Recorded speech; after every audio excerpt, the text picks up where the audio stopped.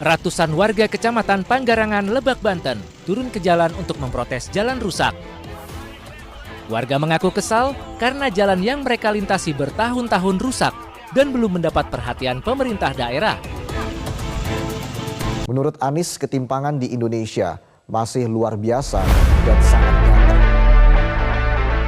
Ketika kita lihat kota-kota ini Jawa, paling terang itu Jakarta, Surabaya. Begitu masuk Sumatera, titik-titik kecil. Kalimantan titik-titik kecil. Ini yang lebih ramai itu Sarawak, di Malaysia.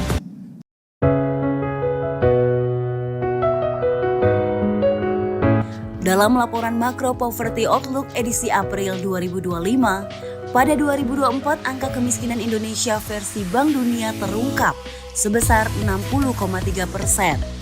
Jumlah ini setara dengan 172 juta orang dari 285,1 juta penduduk Indonesia jika mengacu kepada jumlah Susenes 2024 milik BPS.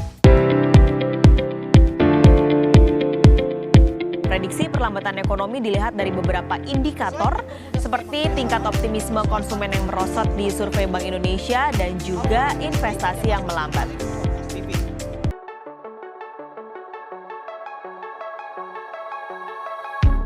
Tingkat penggundulan hutan di Indonesia, negara dengan hutan hujan terbesar ketiga di dunia, mendekati rekor terendah pada 2022. Menurut laporan tahunan yang dirilis Organisasi Lingkungan World Resources Institute di Washington DC, secara global, dunia kehilangan 4,1 juta hektar hutan tropis tahun lalu, atau seluas negara Swiss meningkat 10% dari tahun sebelumnya.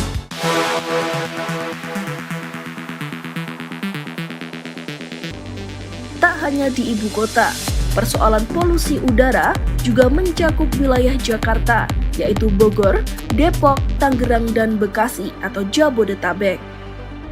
Berdasarkan data yang dikumpulkan dari sejumlah stasiun pemantau kualitas udara milik Kementerian Lingkungan Hidup dan Kehutanan, serta situs AQAir, buruknya kualitas udara di Jabodetabek terjadi hampir merata.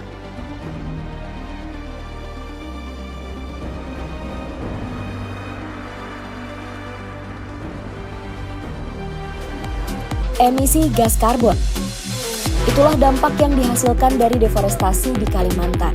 Jumlahnya nggak main-main, dan ini terus diprediksi banyak pihak akan memperburuk krisis iklim. Catatan harian Kompas menyebut pada 1970, dari 13 juta hektar hutan di Kalimantan, sebagian besar telah jadi konsensi perusahaan kayu. Pada era 1970-an, kayu menjadi komoditas ekspor besar kedua setelah minyak. Geliat eksploitasi hutan di Kalimantan menguntungkan segelintir pihak saja, yang kelak mengantarkan mereka ke pucuk piramida. Belum selesai masalah pembalakan hutan untuk diambil kayu-kayu gelondongannya, eksploitasi di Kalimantan masih berlanjut dengan babak baru, sawit dan pertambangan.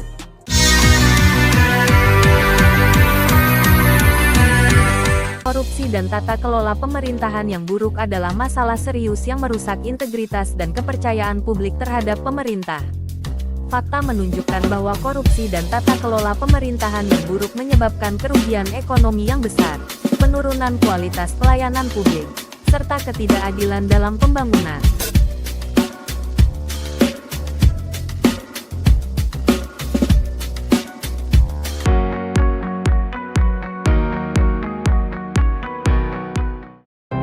Apa sih yang kita inginkan untuk masa depan? Keluarga yang sehat, pendidikan yang merata, akses untuk air bersih, ekonomi yang kuat, atau lingkungan yang terawat. Semua itu adalah cita-cita kita bersama. Melalui Sustainable Development Goals atau SDGs, negara-negara termasuk Indonesia telah turut serta dalam mewujudkan tujuan bersama tersebut. Indonesia sendiri sudah membuat banyak pencapaian seperti tingkat kemiskinan yang terus berkurang, akses pelayanan publik yang semakin baik, pendidikan dasar yang semakin tercukupi, dan tingkat literasi nasional yang tinggi. Akan tetapi, kita tidak boleh lengah. Sebab masih banyak tantangan yang menghadang di depan mata. Ketimpangan sosial sosial yang masih sangat terasa.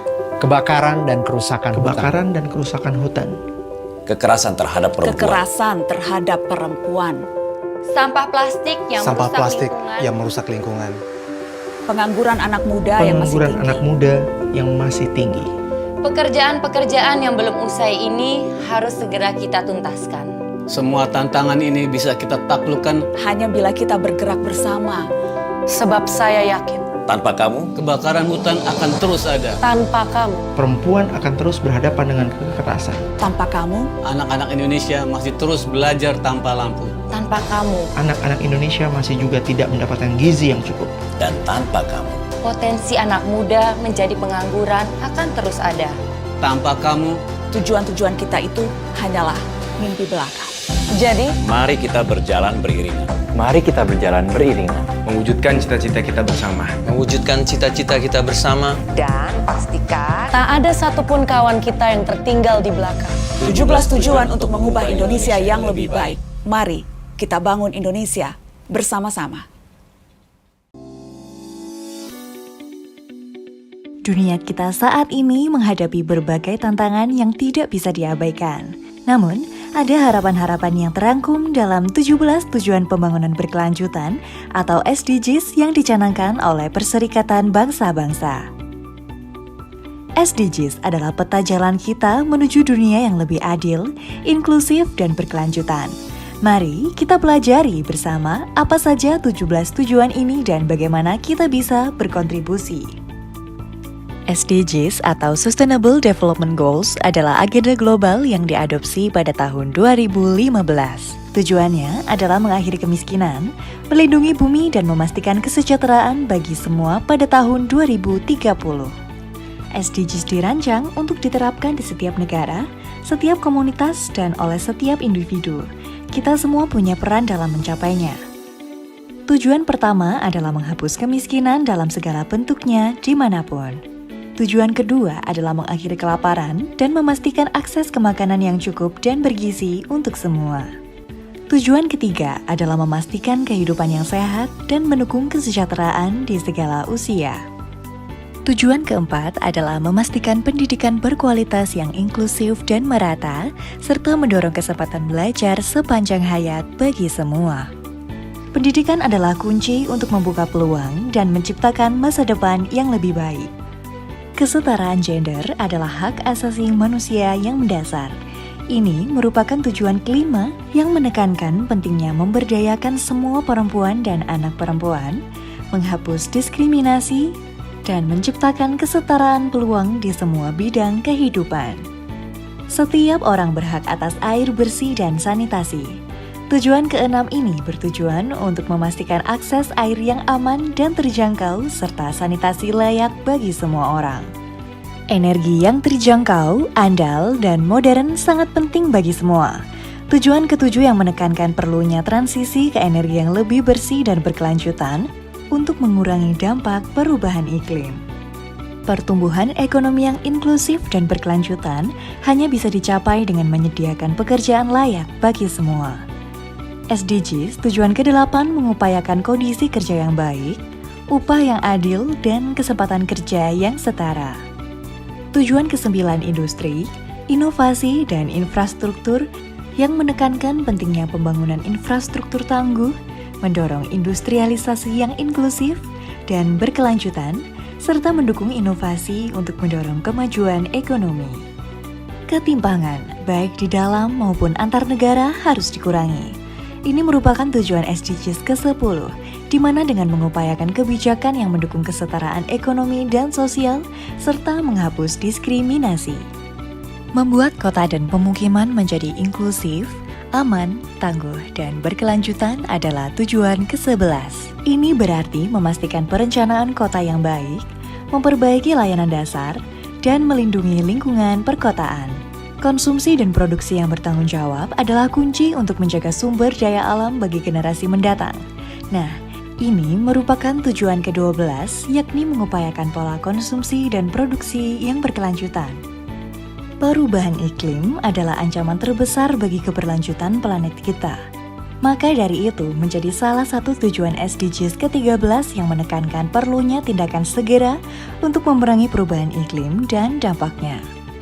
Lautan adalah sumber kehidupan bagi bumi, tetapi saat ini terancam oleh polusi dan eksploitasi. Inilah mengapa tujuan ke-14 yakni ekosistem lautan perlu dijalankan agar dapat melindungi dan memanfaatkan sumber daya laut secara berkelanjutan. Tidak hanya laut, melindungi ekosistem darat termasuk hutan, sungai, dan keanekaragaman hayati adalah kunci untuk menjaga keseimbangan alam. Nah, tujuan ke-15 ini berfokus pada perlindungan, restorasi, dan penggunaan yang berkelanjutan dari ekosistem darat. Tujuan ke-16 menekankan pentingnya menciptakan masyarakat yang damai, inklusif dan adil, serta membangun institusi yang efektif, akuntabel, dan inklusif di semua tingkat. Namun, SDGs tidak dapat dicapai tanpa kemitraan global.